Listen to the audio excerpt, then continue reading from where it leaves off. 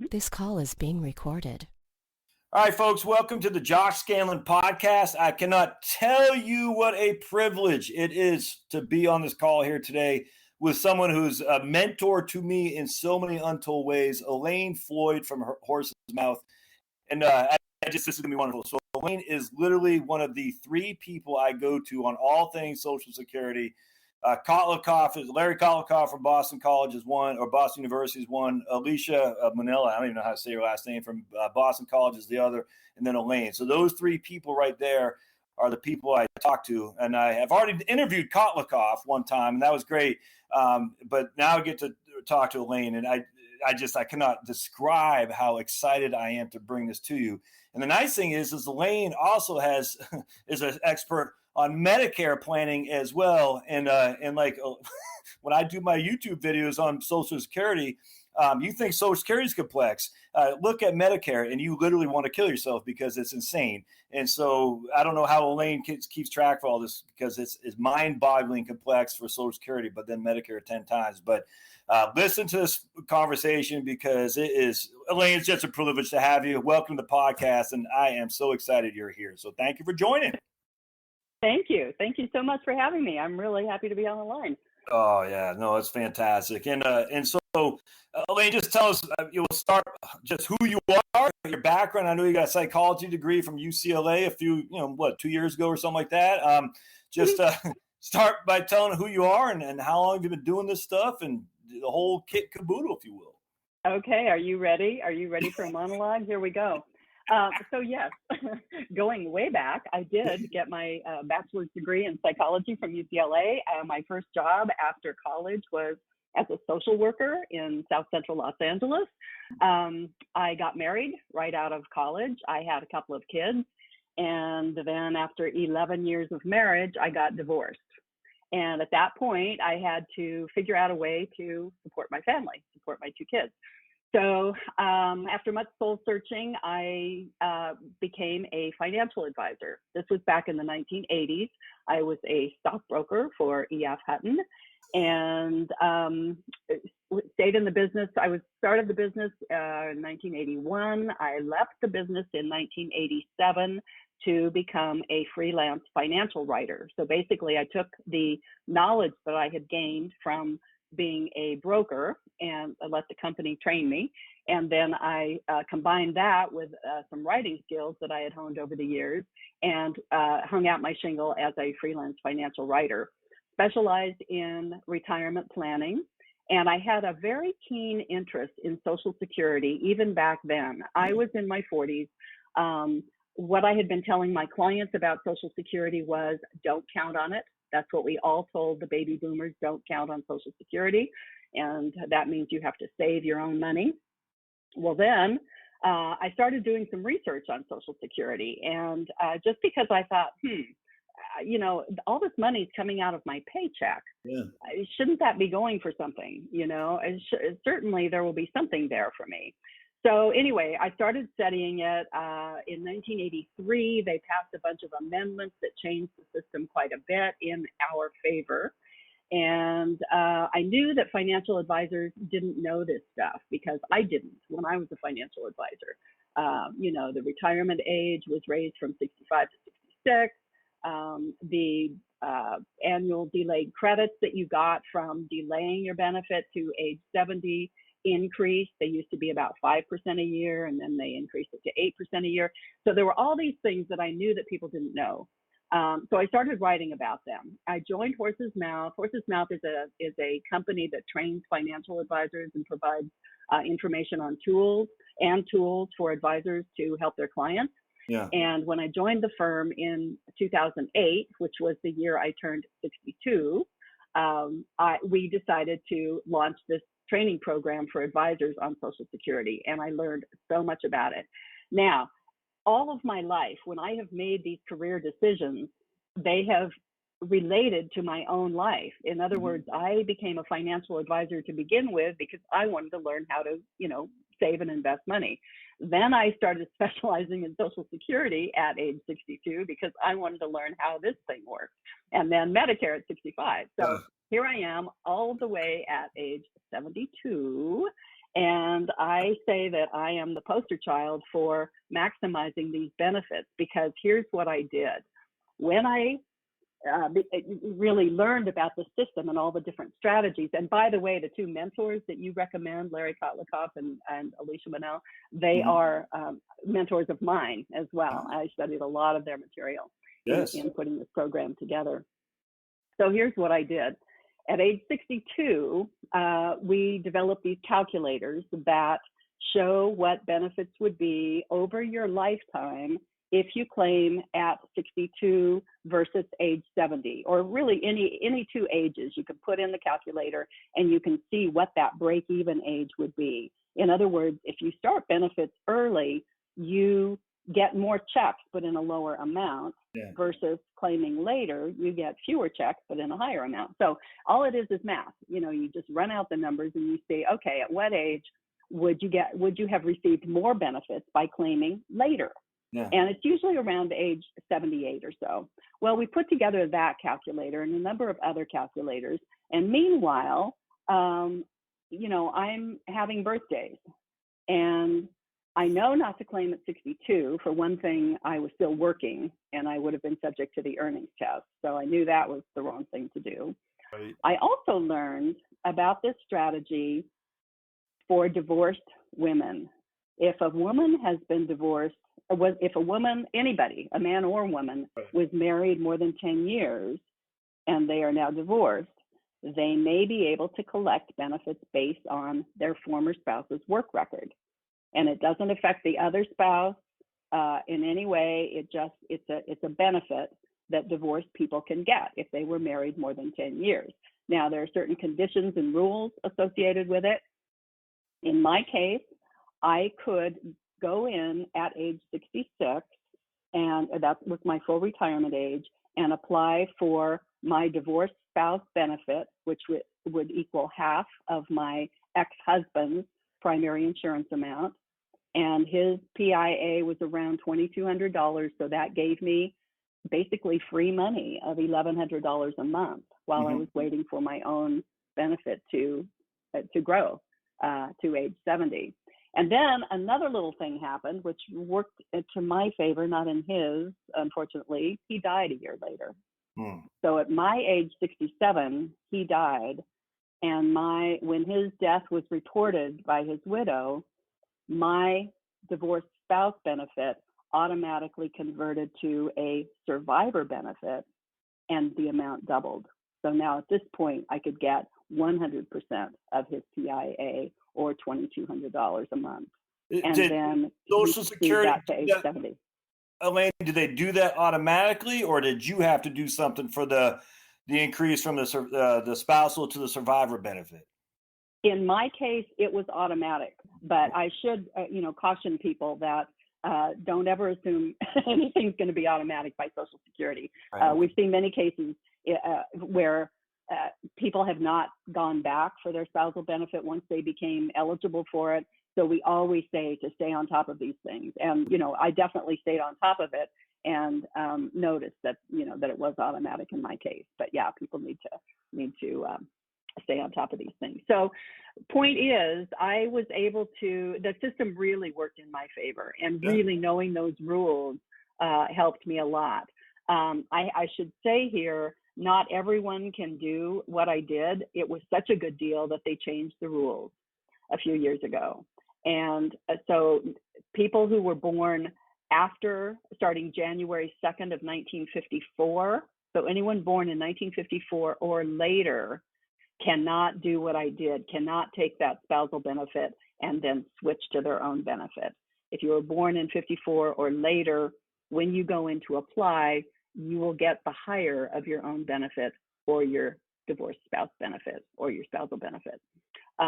So I just want to put that out there for people who still are eligible for that strategy. If you were born in 1953 or earlier, if you were married more than 10 years, if you are currently unmarried, you get down to your Social Security office and apply for that divorced spouse benefit.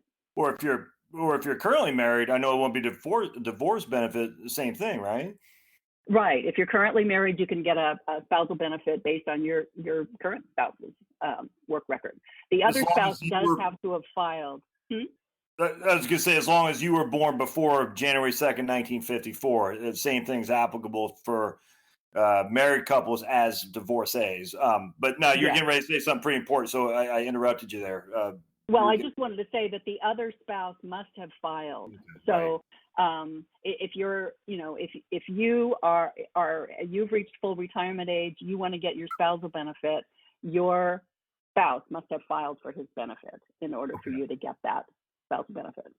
So if I get this question, my spouse is 61, I'm 66, that won't fly then because your spouse hasn't filed for the benefit. Correct. If the spouse was 62 and filed early, let's just say you and I are married, Elaine, and you're 66, I'm 62. I file early, so my benefit is reduced. But because you were born before 1954, you could file for your spousal benefit. Would it be half of mine at my 66 years old, or would it be half of mine early filing at 62? Does that make sense what I'm asking? It does. And it would be half of the age 66 amount. Okay. So let's say your PIA, your age 66 amount is $2,000 a month. Right. You file early, so you're getting $1,500. My half would be half of the $2,000. Okay. All right. So you don't get penalized for me filing early. Okay. Gotcha. Okay. Cool. Yeah. Except now we get to survivor benefits. And I don't know if we want to talk about those now or if we want to finish up on spousal. No, let's do spousal. Let's go back to your history with your own benefits, with going from spousal to survivor, and then I just jumped in there and interrupted you for the 20th time. So that's good. Okay, so yes, so I took my spousal, then it converted to a survivor benefit after a year. Now, in my ex-husband's case, he had filed for disability benefits when he was about 64. Okay. And I should mention that at the time that he filed, I got a call from his Social Security worker telling me that I could now file for a divorced spouse benefit. And he said it was just a courtesy call, that they do that whenever they have, whenever the person they're taking the application from has a contact information for the ex-spouse. And my ex and I were on good terms. So he called me and he said, you can get your benefit now.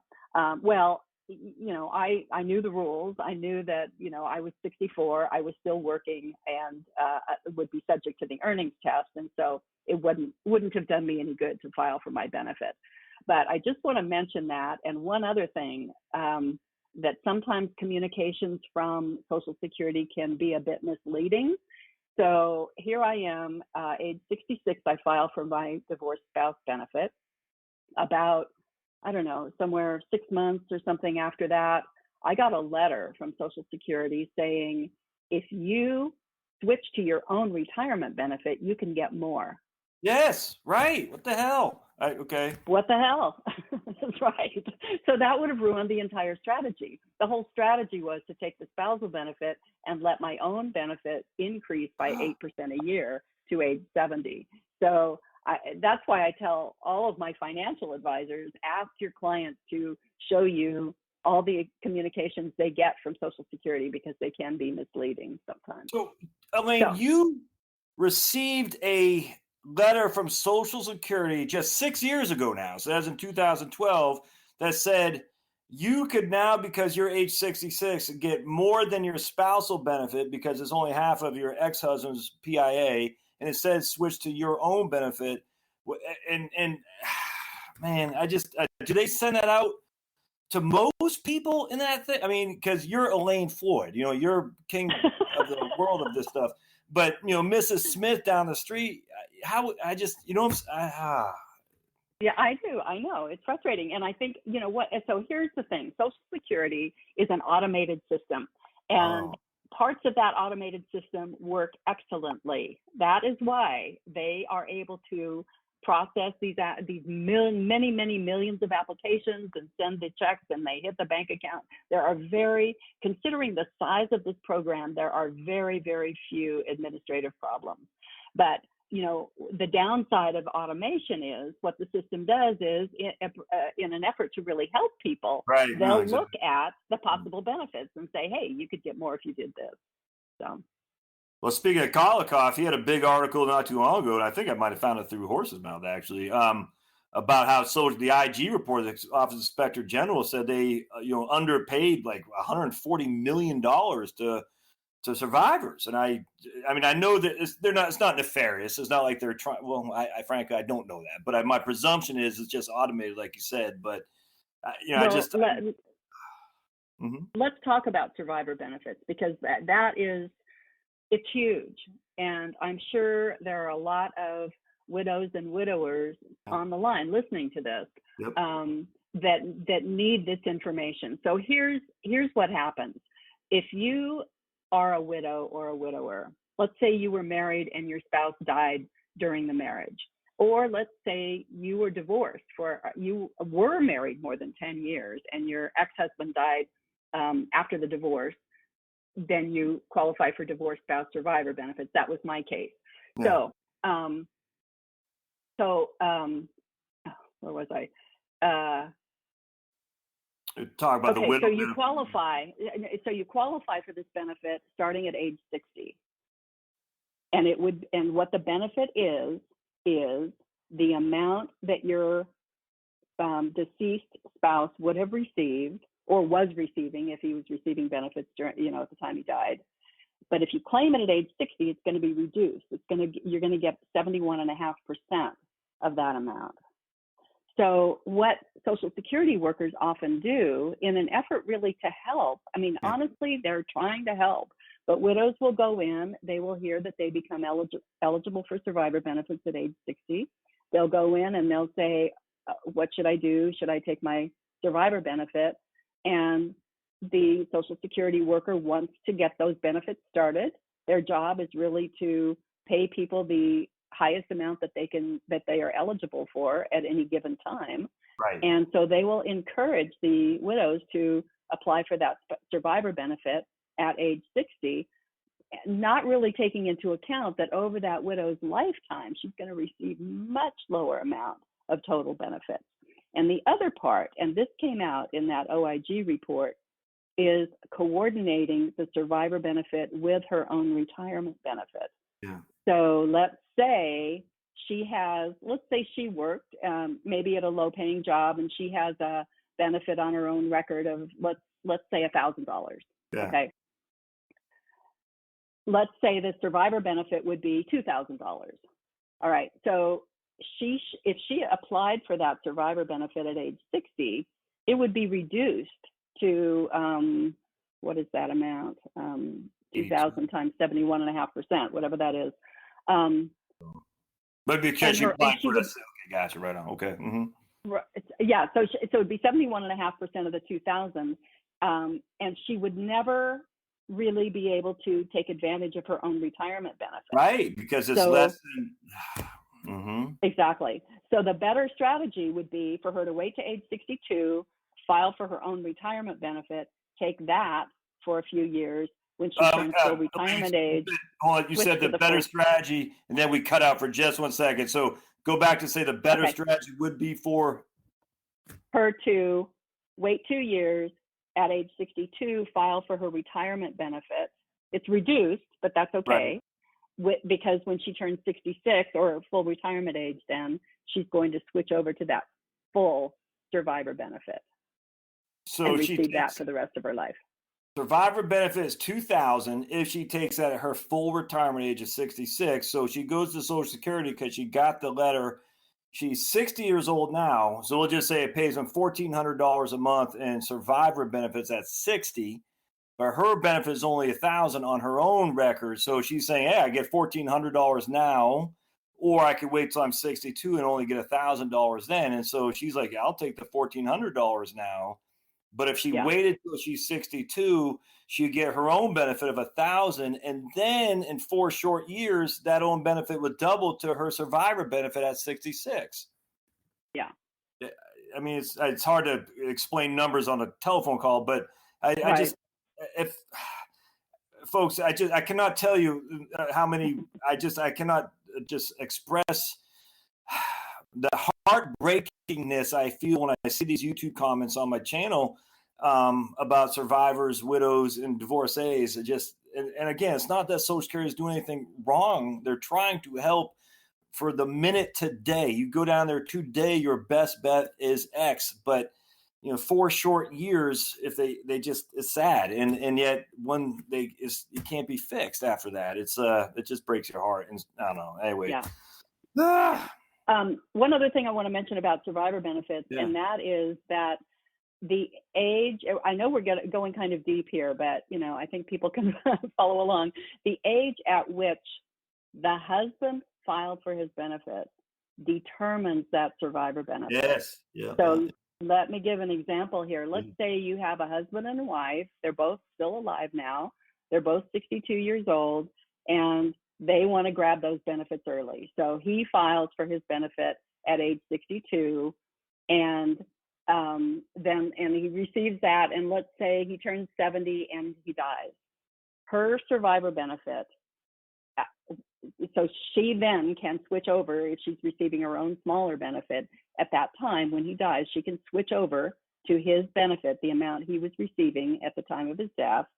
If he claimed early, she's going to get less than if he had waited. So that's why we always say, well, I mean, we do tend to generalize, and it does sound kind of sexist, but the truth is men usually die before women.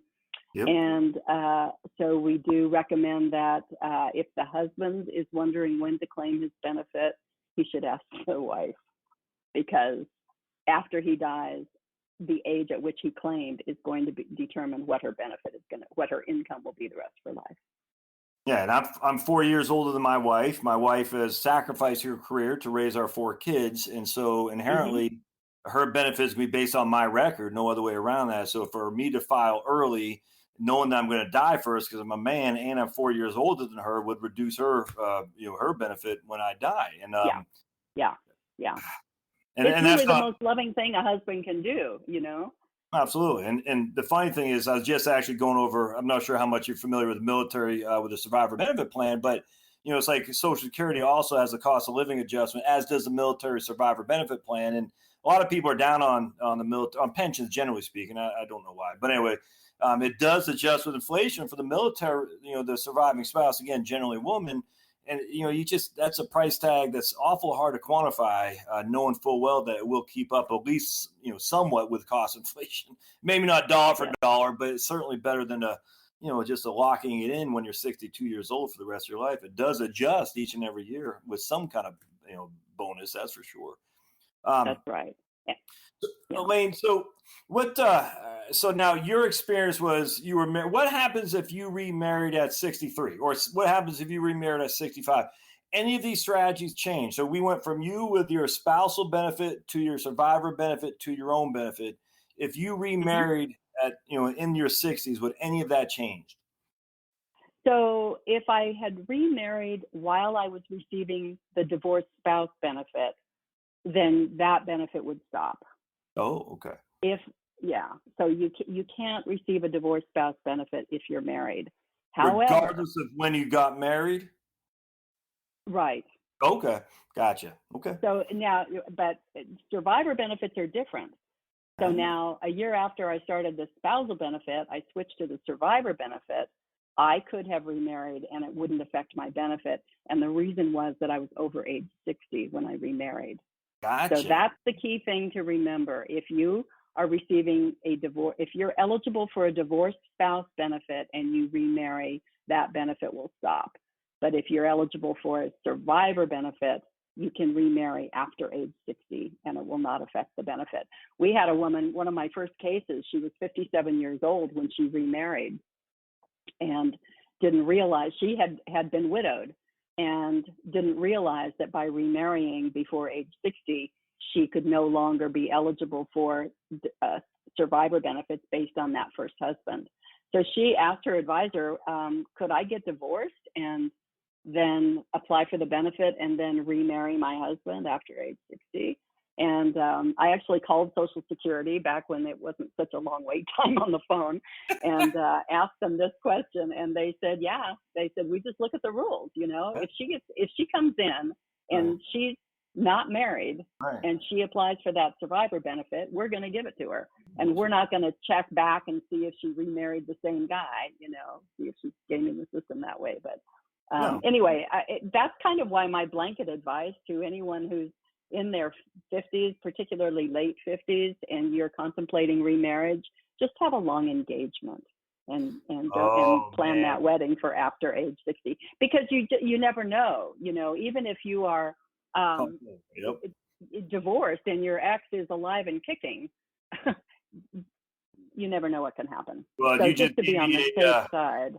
A great YouTube video to do, and I can see the title now. In your late 50s, don't remarry yet. Don't remarry yet, or something like that. That's, I mean, frankly, that's a great. It's game of the system. The rules are the rules. You play attention to the rules, and it's kind of like people say about the tax loopholes. You're like, it's not a loophole. It's a rule. It's a rule. I'm playing the rules as they are, and I'd be foolish not to. I mean, if you're 59 in 8 months, and you're about to get married, you might want to just wait 4 more months and have a longer engagement. Nothing inherently immoral about that in the least. I don't know. Some of the comments I get about the Social Security is wrong. It's weird. I'm like, okay, that's your morality. That's fine. But given what I know about surviving spouses living off $800 a month, frankly, they want to play the system for what it's worth. I don't care. I just, at the end of the day, there's many, and they're all women. Oh, not all. The vast majority are women, and they're 68 years old, living off $900 a month, and that doesn't make me feel good as an American, knowing that that's happening right now. And it happens a lot, actually. All right, so enough of my morality there. I was going to ask you about if you're I just was going to ask you something. If you're a survivor, if you're a survivor and your spouse, if he died before he was taken. So again, you and I are married. You're 66. I'm 58. So I haven't taken benefits now. I die. What is your benefit? Would it be my PIA, or what would your benefit be? It would be your PIA, the amount shown on your statement, that you would have received if you had claimed at your full retirement age. Okay. Even though I'm not at my full retirement age, they're going to assume I would have waited to claim. Exactly. Okay. They're going to assume that. Yeah. All right. And then second on this, I'm curious what I think about it. If I was 67 but I haven't claimed yet, would they just say, they would not say, we assume you'd wait till you're 70. We're going to pay your benefits at 67, with the 8% delayed earnings credits for that 1 year, or would it go back to PIA? Does that make sense? Yes, it does. And you do get the credit. So it's the amount that you would have received on the date of your death. Okay. If you were to have applied. Yeah. So the amount you would have received on the date of your death, either your PIA or the delayed earnings credits for that year, or if you filed early, it'd be that amount. And then, okay, gotcha. Then if your survivor filed early, she would get a reduced benefit. Okay. So if I died at 62 and you were 66 and I died at 62 having filed, all right, so now I'm taking 25% reduced benefit.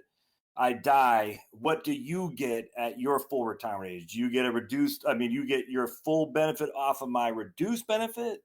Does that see what I'm saying? Yes, I get the full benefit off of your reduced benefit. Okay. And to complicate matters even further, there is a special minimum. So if you file at 62, you're getting 75% of your PIA. Right. The special minimum for survivors is 82.5%. So that's how that would work. If you file at 62 and then the next day you die and I'm 66, I'm going to get 82.5% of your PIA. Now, if I'm only 64, it does get very complicated, the math here. But if I were 64 when you died, I could, if I claimed that survivor benefit at the time that you died, that reduced amount would be further reduced. Okay. Because I'm claiming early. But I could wait. And that is one of the strategies. That's one of the very, very important strategies, is knowing when to take that survivor benefit. As I said, if I were to go to Social Security, they would say, here, start your benefit at 64. And that would probably not be the best strategy for me. It would be better to wait. Elaine, can I ask you I hate to throw these Q&As at you, but I'm just curious, and it's got my interest peaked here. So if I'm 58, just go, no survivors or anything, I'm just 58 right now. And I get this question a lot too. And I'm thinking about cutting out from work. So I got my Social Security statement, but that assumes I'm going to make the same amount of money I'm making now until I'm 66, assume my FRA is 66. Is that right? That's correct. And that's a great, great question. It comes up all the time because people are saying, hey, I want to quit. I'm looking at my statement. It shows that I'm going to get this amount of money if I claim it at full retirement age. People need to understand that that estimate on that statement presumes continued earnings at the same salary until full retirement age. And so there's a very, very good resource on the Social Security website. It's called the Retirement Estimator.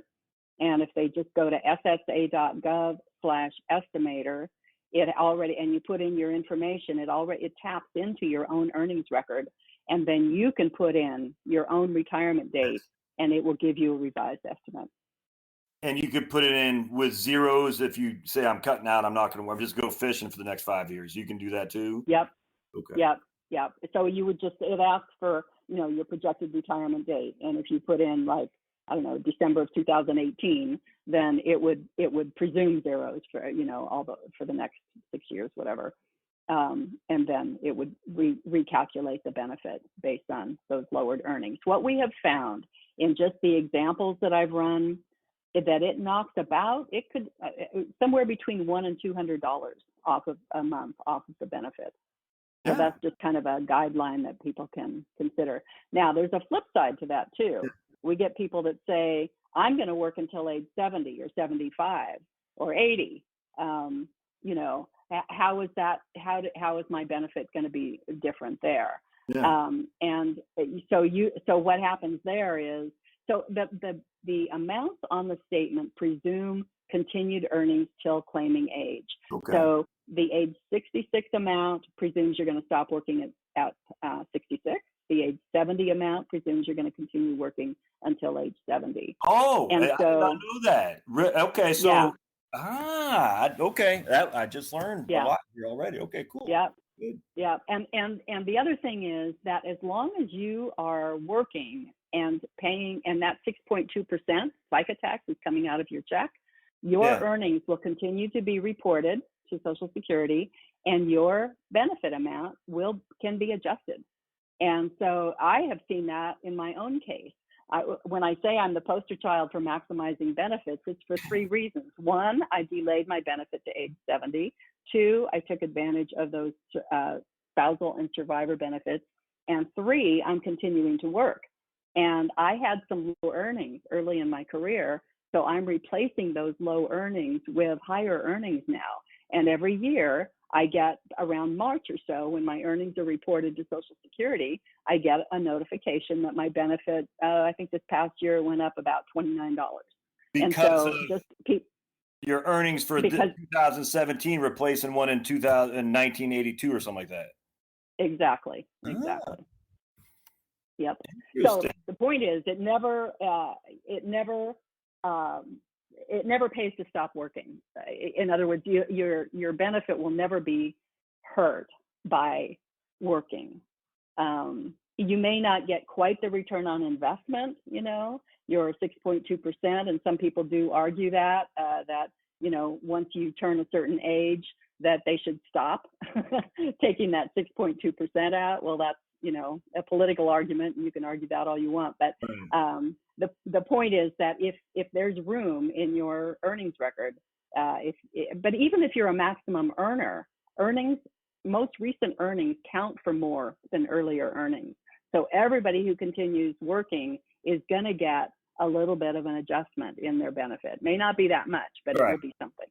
And even if it's, let's say you made a lot of money, as a 28-year-old, you're working for Google, back in 1981. I mean, just hear me out. And now you're just waiting tables at the local diner. You're still paying the 6.2%, but your earnings this year, which are lower, they won't even be counted because your top 35 are always your top 35. I mean, it'll never be reduced because you're continuing to work. Exactly. What How about now? Let me ask you a question. So, how about the inflator? Like on the Social Security website, it gives you the inflator to 2017, I think is the last one. And I think it's like once you hit 60, they no longer give you the cost of living adjustments or something like that, or not the cost of living adjustments, the inflator. How does that work for you specifically? Oh, it's complicated. So when, oh boy, when your benefit is officially calculated at age 62 using bend point. Um, uh, See, I don't know if I can even take the time to describe how that formula works here. I got tons of videos on that, folks, on the bend point. So, Elaine, you don't need to go into that. I've done that. Okay, all right, good. But the point I want to make is that prior to age 60, those bend points are being adjusted upward based on increases in the average annual wage index. Right. After age 62, your benefit is being increased, your PIA, which is whether or not you've started your benefit, I should say. But once your PIA has been calculated at age 62, it's going to increase by annual cost of living adjustments. Gotcha. So in other words, before 60, the increase is based on wages. After age 62, the increase is based on prices. And historically, the wages have increased faster than prices. Okay. So that's just, something. But if you're 60, even though the Social Security inflator says 1 at that age on that, they have this table, you know what I'm talking about? And it starts from 1970. Oh, yes. Right. The indexing. Yes. Exactly. The indexing of the earnings. Right. So after age 60, Go ahead. After age 60, what? After age 60, that your earnings count at their nominal value. See, prior, like if you take my 1982 earnings, which were, I don't know, let's say 30,000, let's say, they would be indexed to bring them up to, the current levels.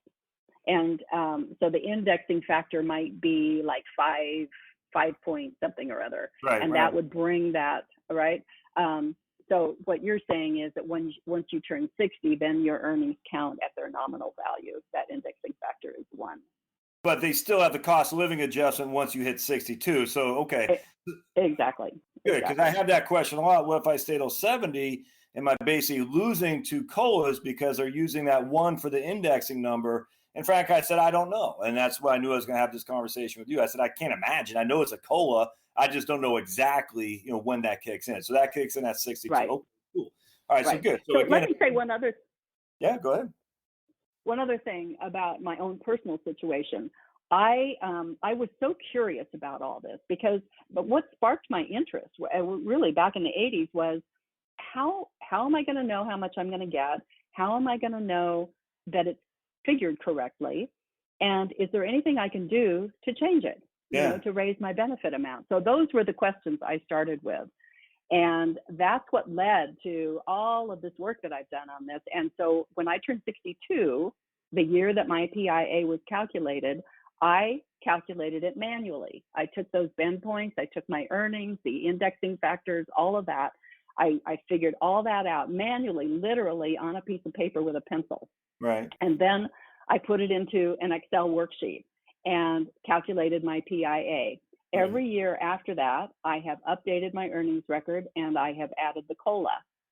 And so when I went to apply for my benefit at age 70, it was within $1 of my estimate. No kidding. Not kidding. And Social Security had all your numbers correct. They didn't screw anything up in terms of, we forgot in 2006 to put your income in there. They had it all right to $1 of what you had. I mean, I guess I'm more shocked, not on your numbers, Elaine, but on their numbers that they got. On their numbers, right. And speaking of that, I should mention that in the 90s, I do remember getting my Social Security statement, and it showed a 0 for, I think, my 1993 earnings. And so I called Social Security and got it corrected. All you have to do is send them a copy of in my case, a copy of my tax return because I was self-employed. And I think I had applied for an extension that year or something. Anyway, it had not gotten reported, and it was an easy enough matter to report that. And while we're on the subject, I want to tell everybody to go to ssa.gov/myaccount. Maybe, Josh, you've already talked about this, but open an account, and that way you can check your earnings record every year. No, that's one of the things from your, so you have the things on Horse's Mouth, the Savvy Social Security Planning, the webinar, and I do that a lot actually. I use that literally verbatim. And you might remember I emailed you. I said, "Hey, I just want to make sure it's not copywritten, because I bought the program." You're like, "No, go crazy." So I've done that, and I said explicitly, go on to that thing and log in to check your earnings records, because if they screwed it up, only you are going to be hurt from it. They're not going to be hurt from it. It's only be you.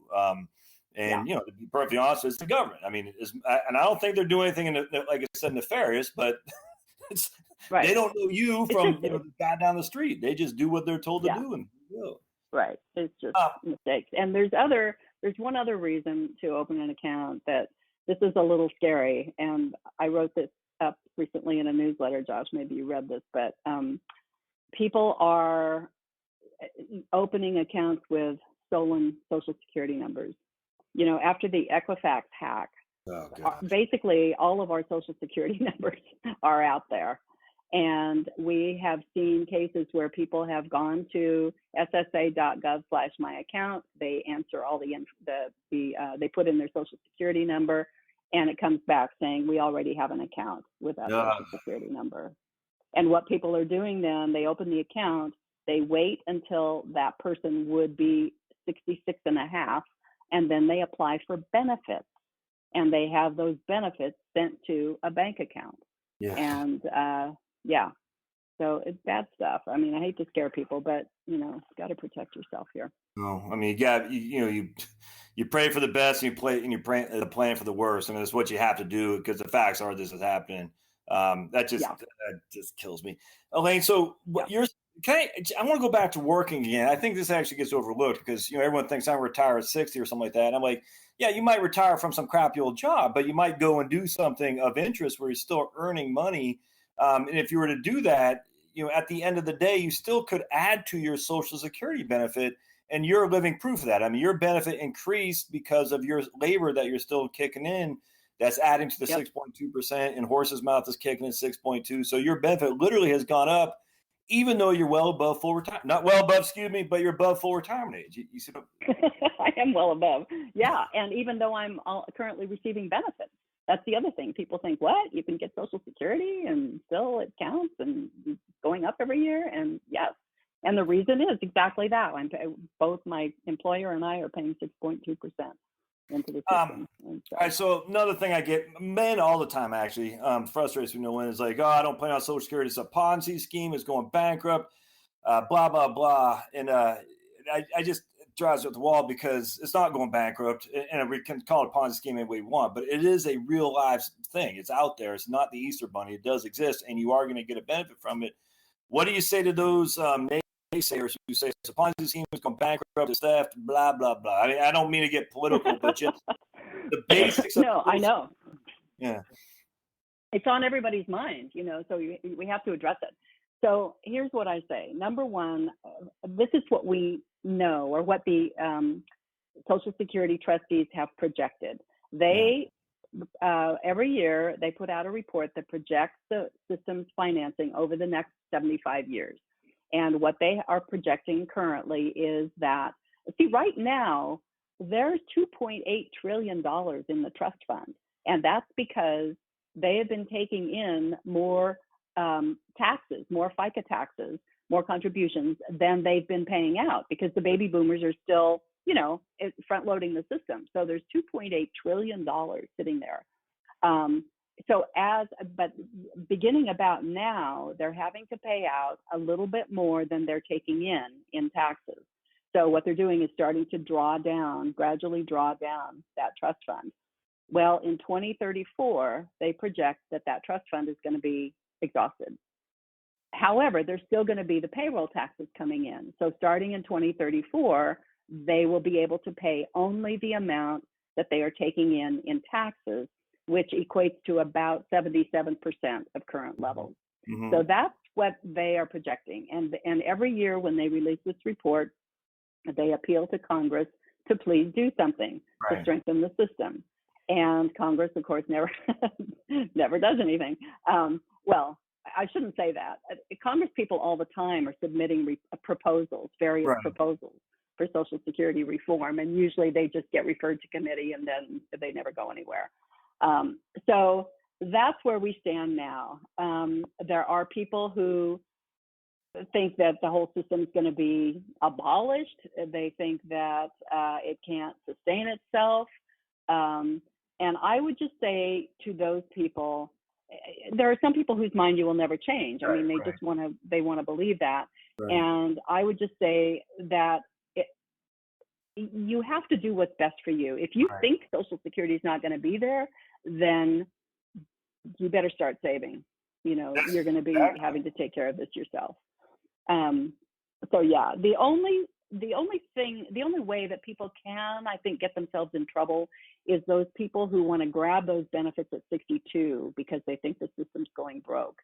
Yeah. And what they are going to end up doing probably is hurting themselves, because they will end up, you know, with lower lifetime benefits. Even if benefits are cut in 2034, they're still gonna have, you know, a lower benefit amount. So they're taking the risk. That's what I just say. If you want to file at 62 because you're afraid the system will go broke, you're taking the risk that it won't, and you know, you'll end up with a lower lifetime benefit. And the corollary of that is the trustees even saying, what, up until 2091, even at that point, they're still going to be able to pay like 71 cents on the dollar or something like that. So, I mean, yeah. That's not bankrupt. Bankrupt means it literally cannot pay anything. And, you know, literally, as we see here today, the worst case scenario is you get 70 cents on the dollar 2034. And then if you survive till 2091, you get 71 cents on the dollar. I mean, that's not great, but it's a heck of a lot different than it, you know, imploding. I don't. Yeah. And just we only got I got to let you go here in just a couple of minutes, because I like I said, I got 1 hour before the stupid system cuts me off because I'm so cheap I don't pay for the upgrade. One of these days I will. Talk about taxes. I think one thing gets overlooked a lot, and I actually had written a book on the beauty of the Roth IRA combined with Social Security. In fact, I call it the perfect retirement plan: Roth IRA and Social Security, because essentially there's no taxes. I think those guys, you know, that's gender neutral, by the way, who take it early because they think it's going to implode. I just don't think they see the tax benefits that Social Security offers as well. You want to talk about the tax benefits that Social Security offers relative to taking like an RMD from an IRA? Well, yeah, I would just say that your, you know, Roth and Social Security is what did you call it? The perfect retirement plan, Elaine. The perfect retirement plan. Yeah. If you can plan from 62 to just maximize your RMDs, and at 70 have nothing but not RMDs, but maximize Roth conversions, and then at 70 have nothing but Social Security and Roth. Oh man, you're in such a good place. Yeah, you barely even need to file a tax return. That's no, I shouldn't say that, but that's but right. Yeah, you're crazy. And Medicare premiums. That's exactly part of it. Your Medicare premiums, and then you don't have any tax on qualified dividends, capital gains, the whole thing. You have to look at the entire picture. Yes. What you're going to end up in your pocket after everything, after the taxes and after the Medicare premiums, and just be smart about things. Yeah. I call it the widow's tax trap as well, where a surviving spouse gets left with a large IRA. She loses a standard deduction because her husband's died. She's now in a higher tax bracket, which means she's in the 22% tax bracket with her RMDs, which makes her Social Security taxable more, which makes her income tax at a higher bracket, which can increase her Medicare premiums, make her qualified dividends and capital gains taxes, and it's horrific. And so one last thing is, the thing that makes me maddest is that they haven't raised or indexed the amount of money that is taxed for Social Security. Is there any movement on that you've heard of at all? Since 1983, the same numbers are taxed as they are in 2018. And have you heard anything? Because I find that to be a horrific middle-class tax trap. It is. And no, the reason we haven't heard anything is that they're actually going the other way. They're doing more to extract money from the higher income people. So they would not and higher income, that includes middle income people Right, that's now, what I'm of course. saying. I mean, as widows, Right. I mean, widows. Right, widows. Yeah. It just it Yeah. infuriates me that no one talks about the taxes that you have to pay on Social Security because it hasn't been indexed since 1983. And I mean, I've learned all this Right. from you. I mean, I'm not so smart. I know it because and then we'll get out of here. But before I came across, I've been a member of Horse's Mouth since 2005. Before I came across Savvy Social Security Planning, and I was a CFP. If you would have asked me anything about Social Security, I would have no clue at all. I would have said file it early, whatever. And God forbid if you would ask me anything about Medicare before just about 6 months ago, I did not know the difference between Medicare Supplement versus Medicare Advantage. Maybe one day we can have a discussion solely on Medicare. I'd love to do that because, again, these two things are affecting everybody. And the complexity of Social Security is nothing. It's a day at the park relative to Medicare. So I'll just throw that out there. If you ever want to dive into that, I'd love to have that conversation for sure. Yeah, sure. Yeah, we can do that. And these are things that people tend not to really think about until they're upon them, especially Medicare. There are people age 64 that don't even realize that, everything is going to change for them health insurance wise when they turn 65. Well, you just did a blog post on open enrollment is upon us, and this guy I talked to, my Medicare specialist up in Michigan, a guy named J.O., he was saying there could be a lot of, given out the mandate and all that from Obamacare is going away. He says there's going to be lots of changes coming down the pike for Medicare Advantage in 2019. It'll be interesting to follow that. And again, 6 months ago, Elaine, I did not have any idea what is Greek to me. And now it's scary because, I've been in the business for 20 years. I got a master's degree, CFP. And 6 months ago, if you would have asked me, I had no clue at all. It's frightening because I'm a professional, and yet how many people are out there don't have any idea? And it's too bad. So that's why I was doing these YouTube videos. Is the stuff that you provide. I just put my voice on there. I just basically say I'm Josh Floyd. I start yapping and using almost verbatim what you say, and it's helped a lot of people. I tell you. The comments I get from people, and again, just in my heart, just surviving spouses, I really, I've always had a soft spot for them, or divorcees in particular, just personal experience, kind of like what you said. But some of the comments I get, it just makes your heart, actually, it makes your heart melt, but also makes your heart break when you hear some of the other comments that, people are living off $900 a month, and just in this day and age, it's just. Last thoughts, Elaine? Not questions. Anything you'd like to say to the group here about what they should be doing? I mean, just anything that jumps out at you. Last thoughts that the listenership should take away. Yeah, the last thought is to get advice. To see somebody. As I hope that this hour sort of made clear. These rules are so complex, and everything interacts with everything else. And so you just really need somebody who understands. We have a number of advisors who say that, clients came to them because of their understanding of Social Security and Medicare and taxes and all of these things. It's hard to do this on your own anymore. You just really need an advisor, and you need an advisor who will do more than just invest your money. They have to know about all of these programs. So that's what I want to get across to people. Yep. I could not agree more. A bane of my existence is advisors calling themselves financial planners who just invest money. That's investment advising. That's not financial planning. But Elaine, bless you. I tell you, this is wonderful. I cannot stress enough how much of an impact you've been on my life. I'm hoping I'm paying it forward with some of the people I do on my YouTube channel, and I love it. And I will tell you, you're a national treasure. I'm telling you, the three people we should put on the Nobel Prize for Social Security analysis is you, Alicia, and Kaltnikoff, and that's just rarefied air. So I just keep doing what you're doing. I love it. And I hope you can keep building your Social Security payment by staying employed, because we need you. We need you out there fighting a good fight. So don't let Sean Bailey kick you to the curb anytime soon, please, because we need what you're doing for sure. Thank you so much, Josh. Thanks, I love Elaine. what you're doing too. Oh, thank you, ma'am. All right.